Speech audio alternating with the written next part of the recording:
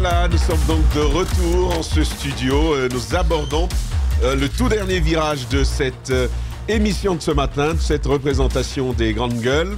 Nous vous l'avons annoncé, cette semaine complète pour célébrer l'an 60 de l'organisation de l'unité africaine, la fameuse OUA, devenue UA par ces derniers temps. À l'agenda de cette célébration portée par le Centre d'innovation et de recherche pour le développement, plusieurs conférences en milieux universitaires prévues et un colloque, l'aubaine, toute juste, justement, pour aborder les enjeux contemporains de l'intégration africaine. Et on en parle ce matin avec une invitée tout à l'effet. C'est bien Dr Safiatou Diallo, qui est notre invité de ce matin. Voilà. Bonjour, docteur. Bonjour tout le monde. Merci de vous prêter à nos questions de ce matin. On vous reçoit avec beaucoup de bonheur. Diadia. Maï. Bienvenue, docteur, la semaine de l'intégration de l'unité africaine. Comment vous en êtes venu à l'idée, parce que c'est le 60e anniversaire de la création justement de l'organisation de l'unité africaine. Normalement, c'est le 25 mai. Comment êtes-vous parvenu à l'idée de la création, mais au lieu de célébrer le 25 mai, on est au mois d'octobre? Relatez-nous un peu l'histoire, d'où est venue l'idée. Je vous remercie à tous pour votre invitation. Alors c'est vrai que l'anniversaire c'est le 25 mai, c'est ce qu'on devrait faire parce qu'on y travaille depuis une année. Mais sauf que techniquement, on n'était pas prêt le 25 parce qu'on a eu beaucoup de communications scientifiques qui nous sont venues de plusieurs pays du monde. Et on n'avait pas terminé de trier tout ça. Et alors on s'est dit qu'il faut se donner quelques mois. Et là, on a choisi le mois d'octobre parce que c'est aussi un mois symbolique pour la Guinée. Il faut savoir que l'indépendance de la Guinée est intimement liée à l'unité africaine. Alors on s'est dit que le mois de l'indépendance de la Guinée peut être le bon mois si nous avons raté le mois de demain pour organiser cet anniversaire. Alors vous parlez de beaucoup de communications qui vous parviennent d'un peu partout à travers le monde. Ça veut dire qu'en amont, vous avez fait un appel à communication justement par rapport à cet événement. Expliquez-nous. Oui, bien évidemment. En fait, au départ, c'était juste un colloque scientifique.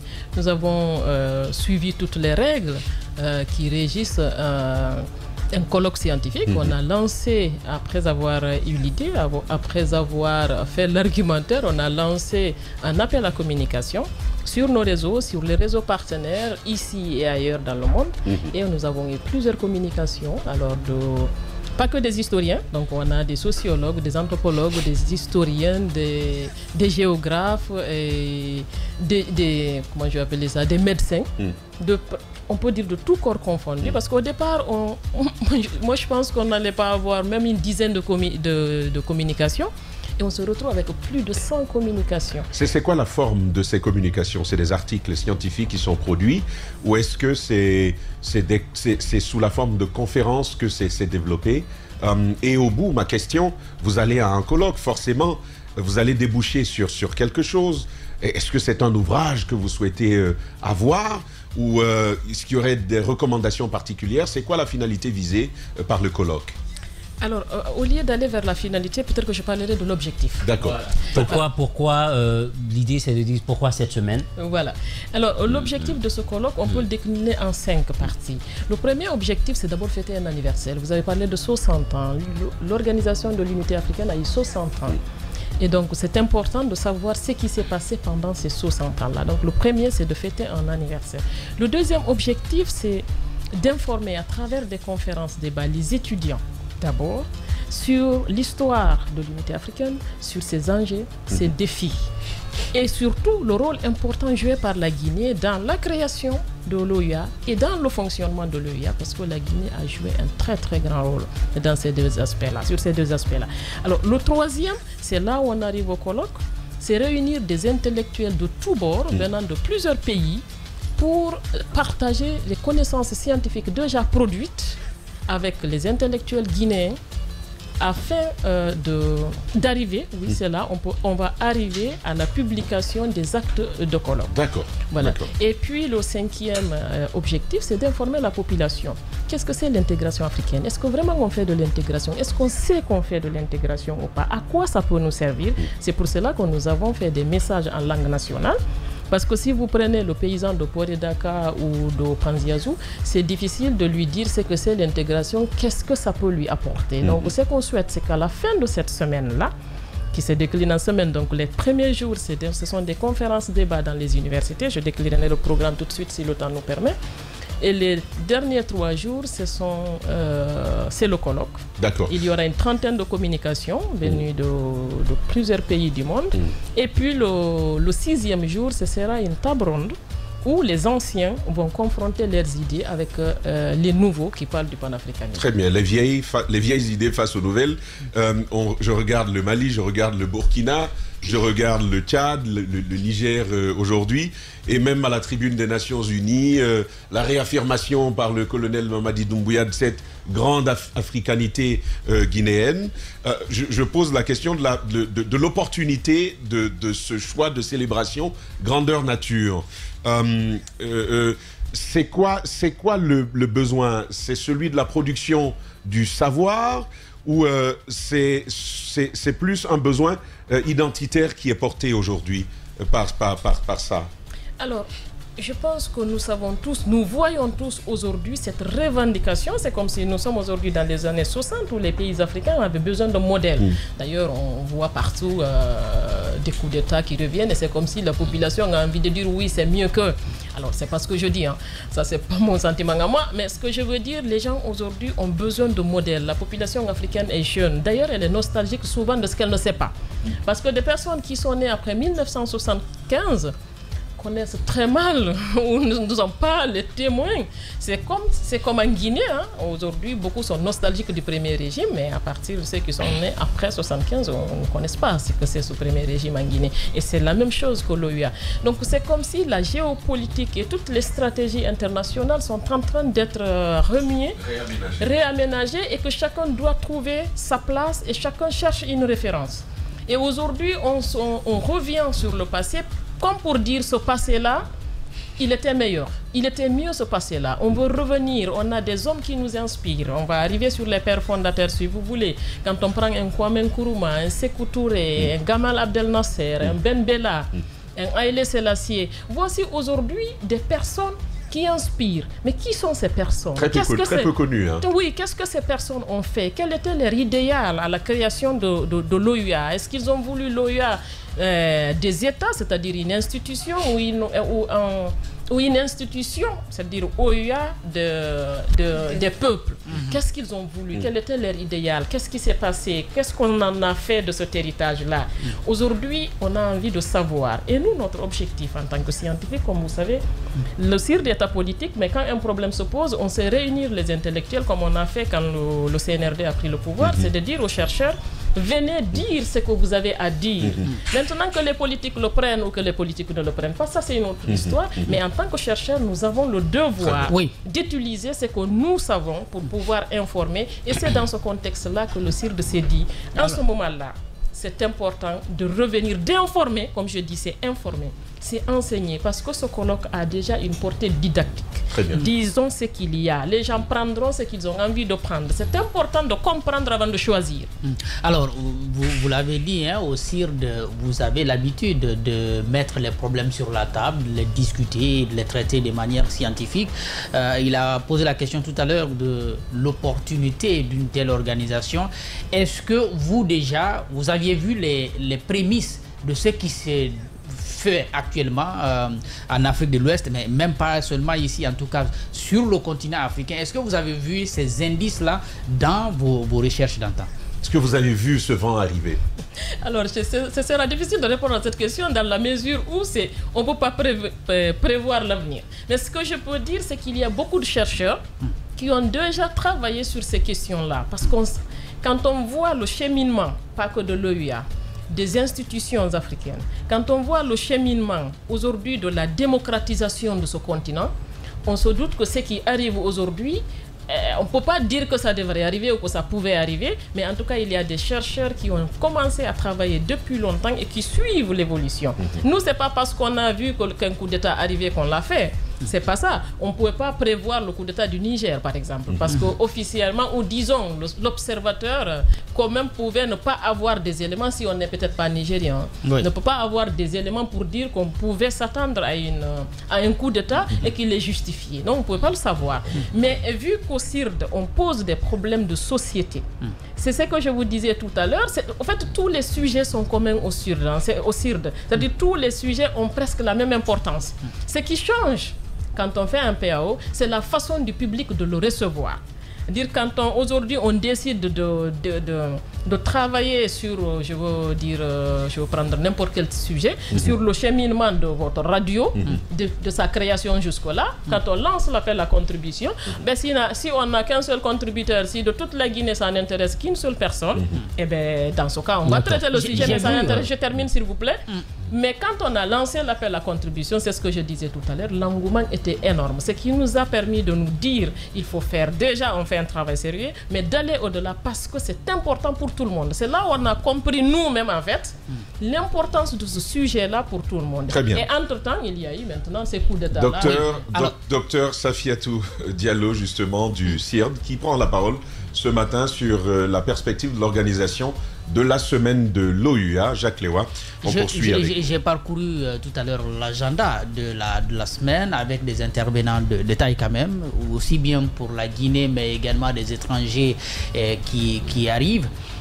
On sait, on le dit en Guinée, nous avons souvent du mal à nous entendre sur le travail même des chercheurs, parce que nous essayons de les cataloguer un peu. Je vais vous poser deux questions. Est-ce que vous, à vos yeux, le témoignage de ceux qui ne sont pas forcément chercheurs, mais qui se disent, si vous voulez, grands témoins de cette partie de l'histoire-là, vaut quelque chose dans votre travail? Et comment vous faites, pour ce qui concerne les scientifiques, quelqu'un comme Bailo Teliwel, qui est très intéressant sur ces questions-là, comment vous faites pour que son travail, par exemple, échappe aux clichés qu'on envoie souvent? À vous poser deux questions. La première question, c'est est-ce que nous pensons que ce sujet intéresse d'autres personnes, que ce soit les scientifiques? Je pense que j'ai commencé par ça. On aura une table ronde le dernier jour. Et cette table ronde, l'objectif, c'est de mettre des témoins, qu'ils soient scientifiques ou pas, les témoins de cette période-là, les confronter aux idées des nouveaux. Comme vous savez, il y a des jeunes aujourd'hui qui sont très actifs dans le panafricanisme. Ils sont très très actifs. Alors on mettra ces personnes-là ensemble pour, comme je disais tout à l'heure, savoir le rêve. Parce que les pères fondateurs de l'unité africaine, ils avaient un rêve. Ce rêve-là, il est connu.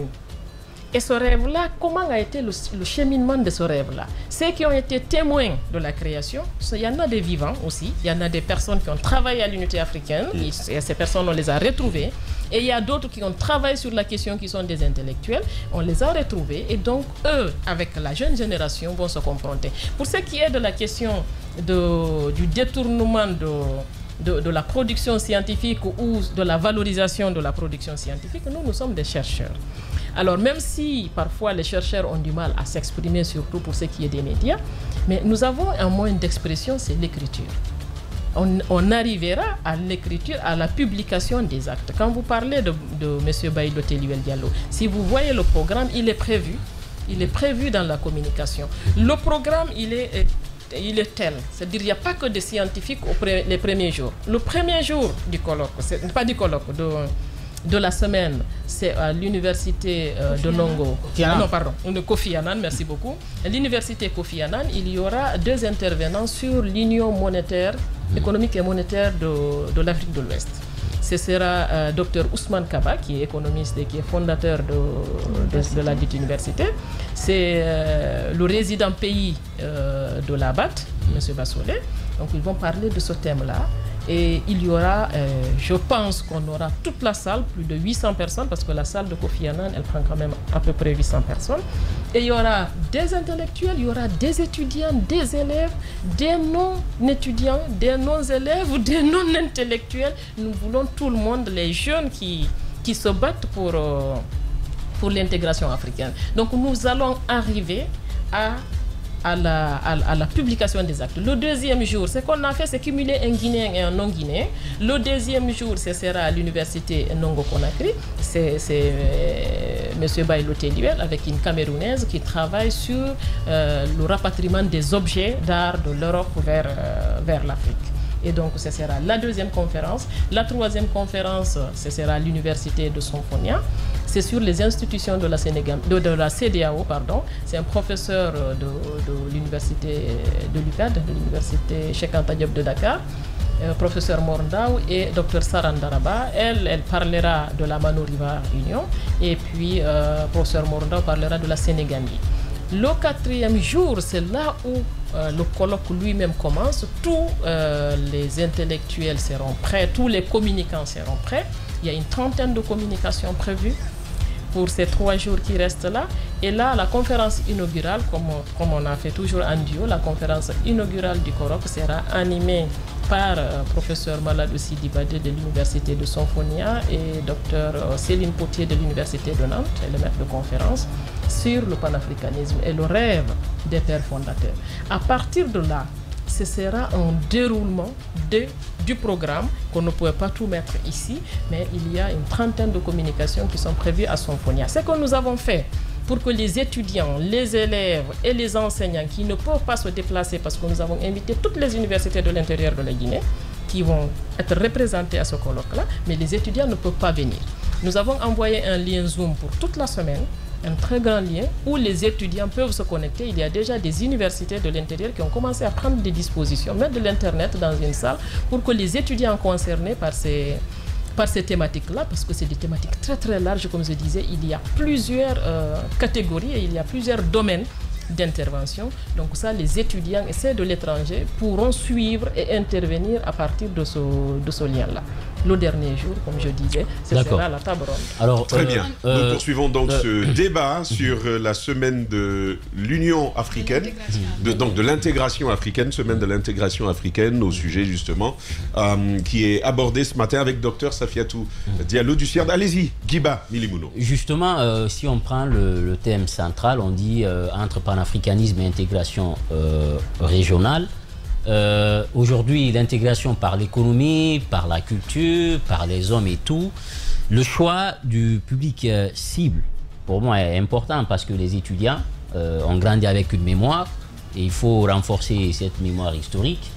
Est-ce que vous ne pensez pas que c'est bon de le faire, mais on a vu de telles initiatives, sauf qu'aujourd'hui, l'intégration dont on parle, on réclame, n'est pas encore effective. On a du mal parce que on est toujours à une intégration entre les pouvoirs publics et non, ce n'est pas en bas ni la société civile, ni les associations de jeunes et tout. Est-ce que le choix de votre cible vient répondre à ce besoin-là pour tirer vers le bas et amener les gens à s'intéresser à cette intégration? Est-ce que c'est ce qui vous amène à aller dans les universités pour essayer de faire ces colloques et autres? L'autre question, c'est par rapport un peu à certains noms que je vois ici, Dr Céline Potier, Université de Nantes, avec pour thème panafricanisme, décolonisation et le contexte guinéen. Est-ce que, parce qu'aujourd'hui on dit il faut que l'histoire de la chasse, on ne va pas continuer à ce que le chasseur lui-même raconte l'histoire de la chasse.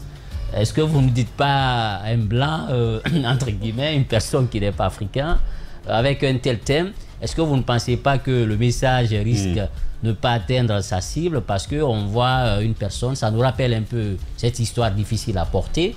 Est-ce que vous n'avez pas pensé à ça? Effectivement, le choix des panélistes qui ont quand même en commun une histoire avec ces jeunes étudiants-là. Ok, je vous remercie et je vous avais posé deux grandes questions, vraiment. Je vais revenir sur la première d'abord. Vous parlez d'intégration au haut niveau, pas au bas niveau. L'intégration se fait partout. Quand vous prenez quelqu'un au Fouta qui habite à la frontière avec le Sénégal, vous savez que ces gens-là, ils se comprennent, ils travaillent ensemble, ils mangent ensemble, ils échangent ensemble. Vous prenez dans tous les secteurs de la Guinée, je pense que vous allez trouver d'autres qui ne soient pas des Guinéens. C'est ça aussi l'intégration. Vous comprenez? Et il y a des acquis de cette intégration. C'est vrai. Je suis d'accord avec vous que tout n'est pas bon. Tout n'a pas été fait comme il fallait le faire. Mais il y a des choses qui ont réussi. Quand vous prenez l'ensemble sous-régional qui a le plus réussi, c'est la CEDEAO. Aujourd'hui, il y a un passeport commun.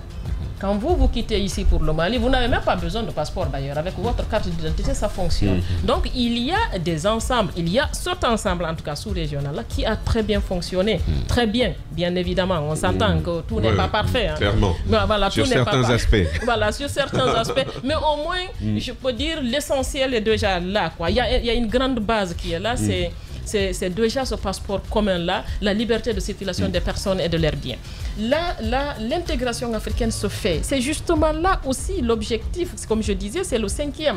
C'est d'informer cette population, c'est-à-dire le cultivateur, là, le paysan que je respecte.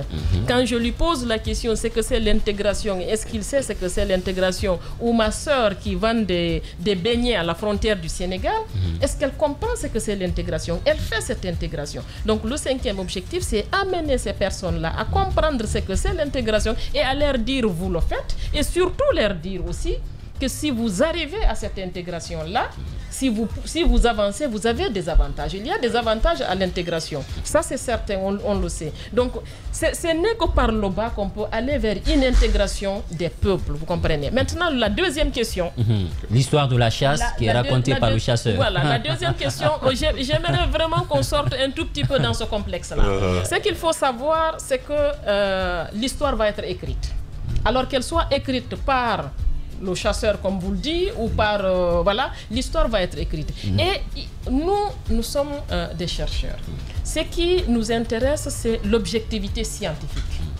Et je pense qu'il faut qu'on arrive quand même à comprendre, qu'on soit français ou qu'on soit japonais. Il y a une japonaise qui... Justement, oui. Voilà, il y a une japonaise. C'est ça. Quoi elle va nous dire...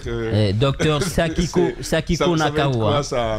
Vous avez vu elle va parler du panafricanisme parce que ça l'intéresse.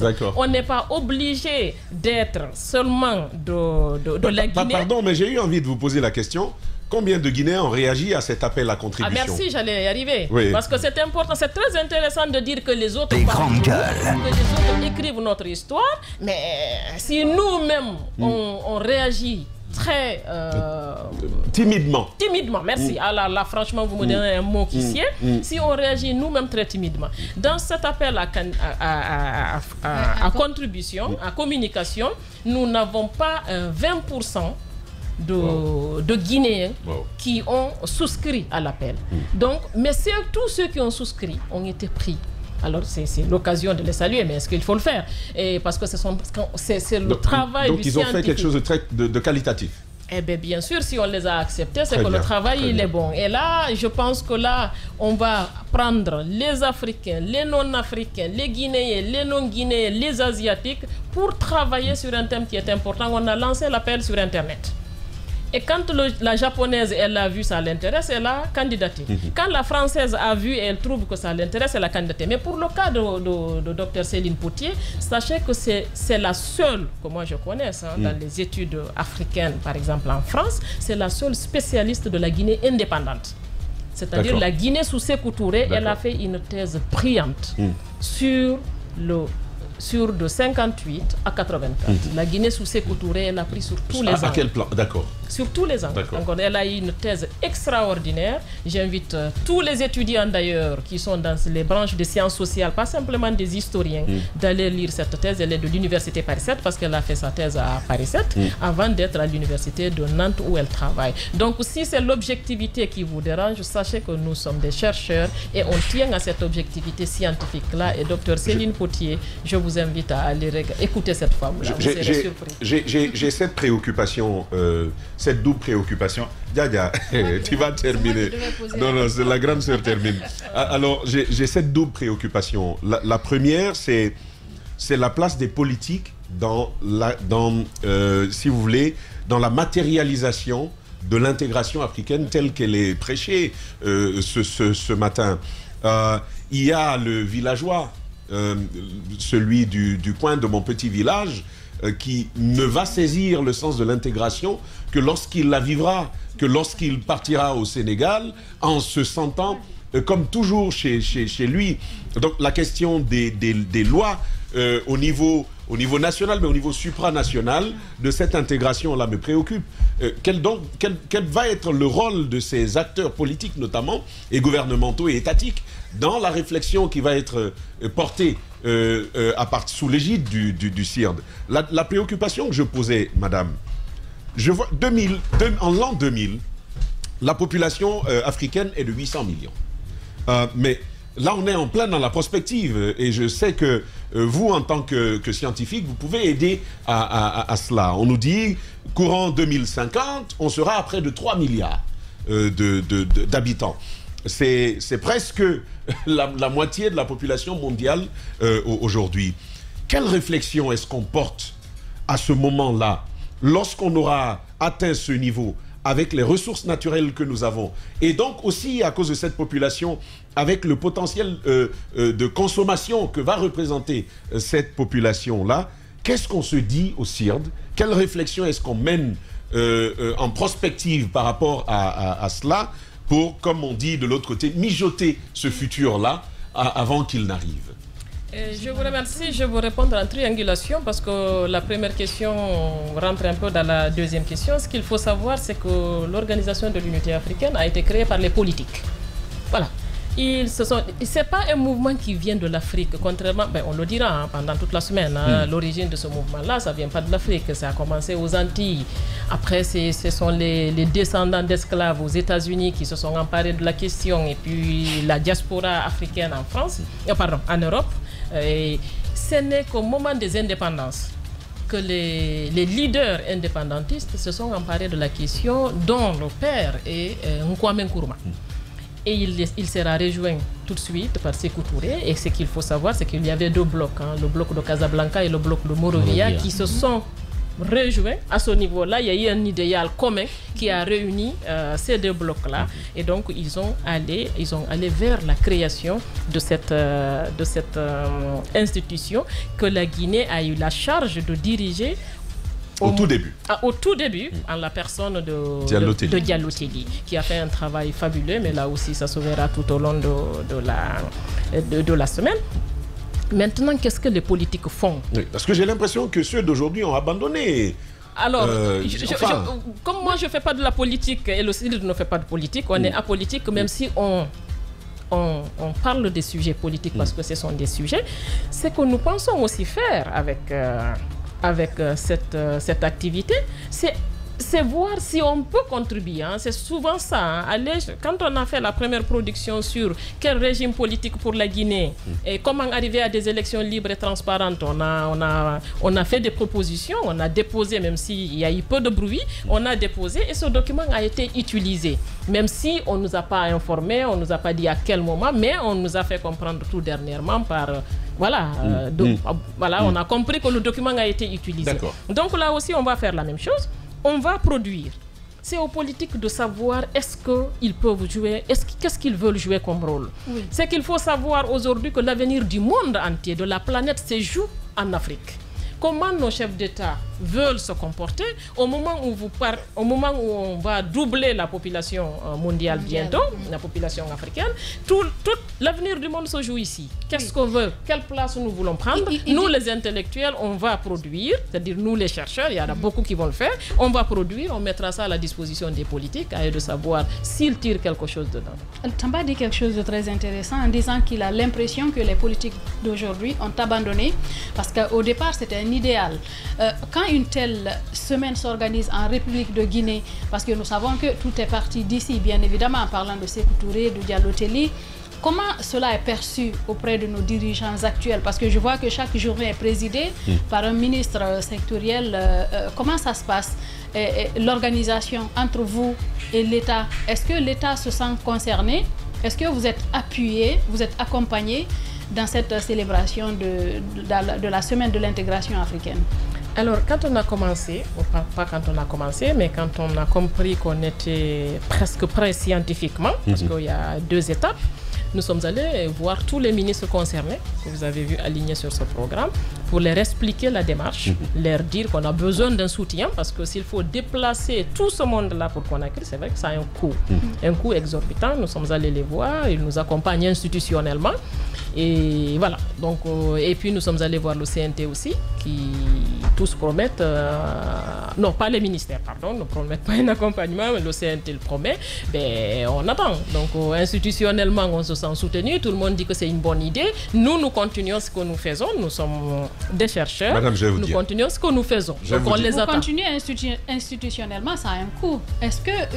ça c'est le budget. Là, c'est le budget autonome du CIRD qui prend en charge jusque-là. D'accord. Donc jusqu'à ce jour, vous n'avez aucune contribution financière extérieure. Ah ben on attend. D'accord. Mais déjà, sachez que nos ministres, ils vont vous retarder dans les programmes.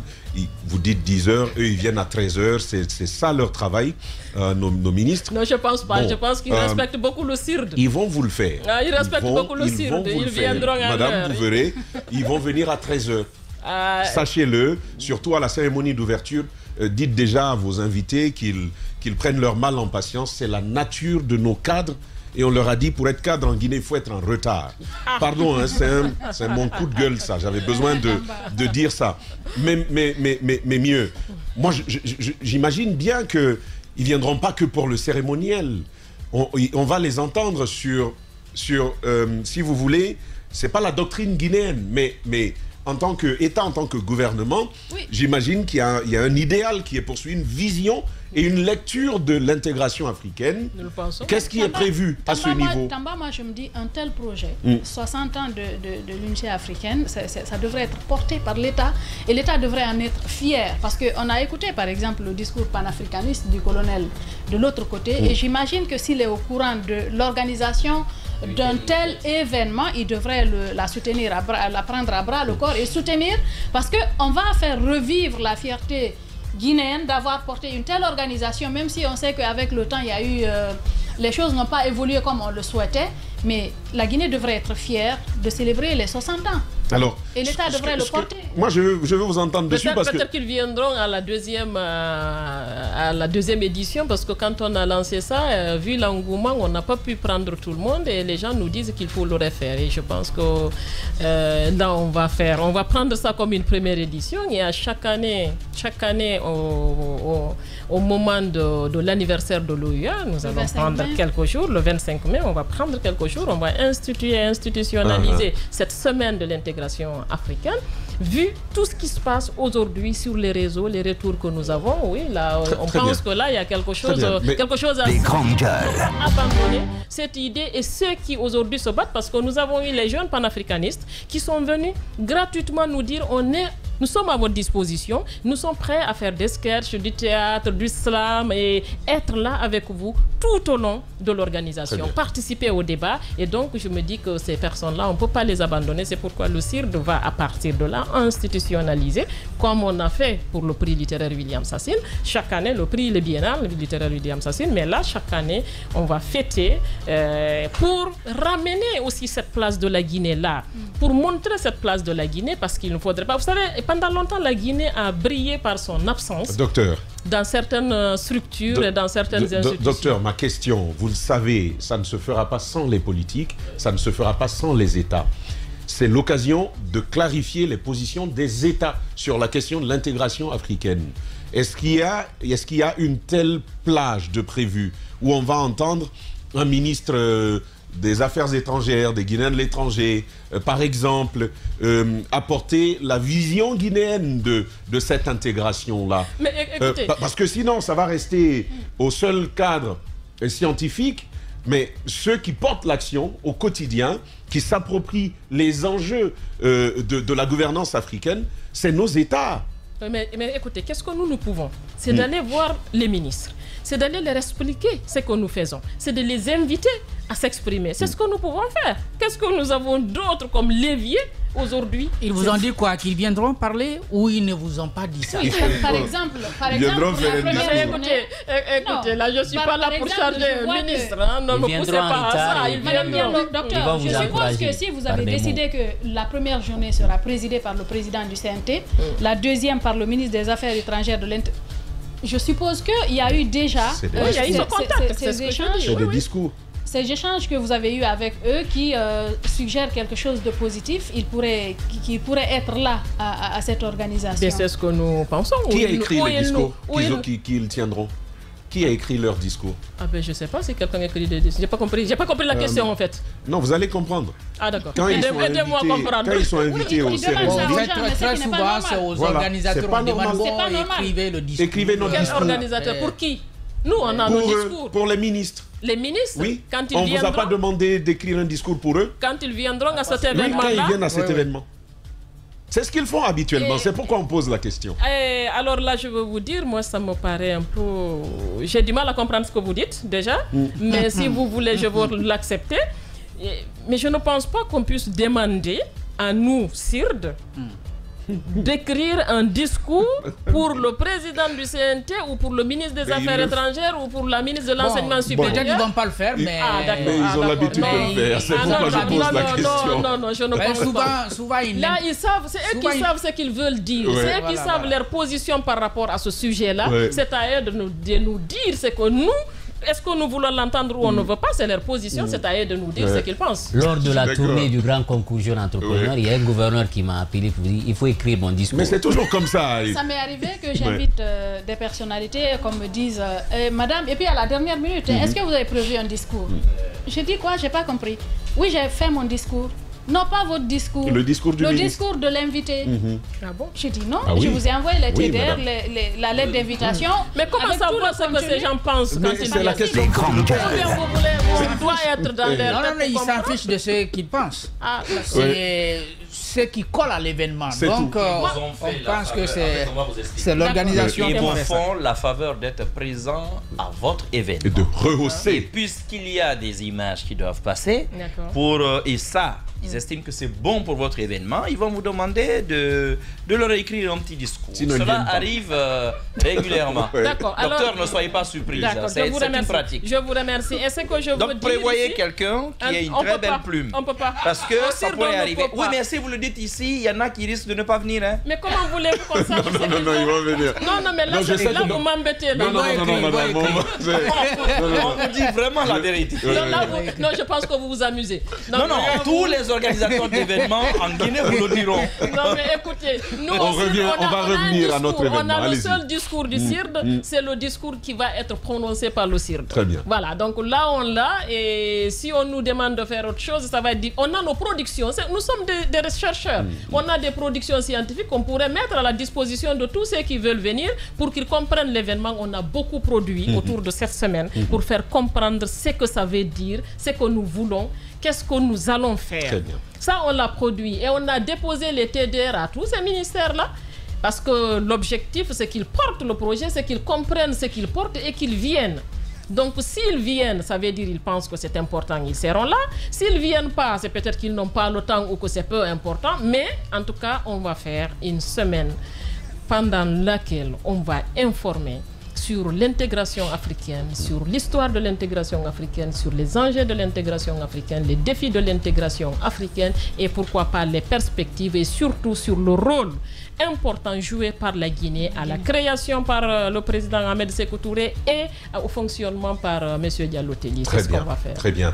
Docteur Safiatou Diallo, donc du CIRD, était avec nous ce matin.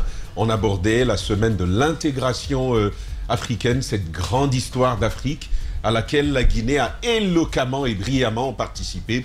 Ça reste encore par ailleurs écrit dans nos annales. Vivement donc cette semaine qui va s'ouvrir bientôt avec la participation de plusieurs acteurs, notamment africains, des acteurs guinéens justement, autour de cette belle histoire d'Afrique. Grand bravo en tout cas pour l'idée. Ça va être du 23 au 28 octobre 2023, ici même à Conakry. Les universités Kofi Annan de Guinée, UNC, donc c'est Université Nango Conakry, Université Générale Lansana Conté de Sanfonia et pourquoi pas les installations du CIRD. Il y aura donc tous ces moments-là. En tout cas, merci d'être venu nous aider à mieux comprendre cette histoire-là. et beaucoup de courage, très très bonne chance pour la suite de l'événement. Est-ce que Aïssa Toussané est là pour l'élection du mur, mon cher Guiba, de derrière toi? Est-ce que nous avons Aïssa Toussané? Non, je la vois pas. D'accord, d'accord. Nous arrivons donc à la fin. Passy Condé devait prendre la parole côté mairie de Ratoma. Malheureusement, nous ne pourrons pas la voir aujourd'hui. Mais demain, c'est chose promise, vous serez classé en priorité. Pour nous, vous aurez, si vous voulez, vous serez installé en première classe des grandes gueules. On aura donc tout ce moment avec vous, mon cher Passy Condé. On va marquer cette virgule, puisque dans un instant, le mur du jour. Le mur du jour, les chroniqueurs ont été nombreux à avoir leurs avis. Lequel vous a convaincu? Lequel ne vous a pas convaincu du tout? Aïssa Toussané, que nous disent nos auditeurs? Alors, ils disent que Jacques et Tamba doivent prendre 2 murs. On prie d'ailleurs 2 murs. Et puis le mur du jour, c'est Mara qui en a pris 3. D'accord. Voilà. C'est pas moi, j'ai trop, quoi, mais ça va. Je n'en sais rien, ce sont les votes des auditeurs. Je ne peux très pas bien, très bien. Les gars, il n'y a pas de débat autour de ça. Oui, c'est leur avis. Il n'y a pas eu de débat aujourd'hui. C'est leur avis, ils pensent que c'est toi le mur.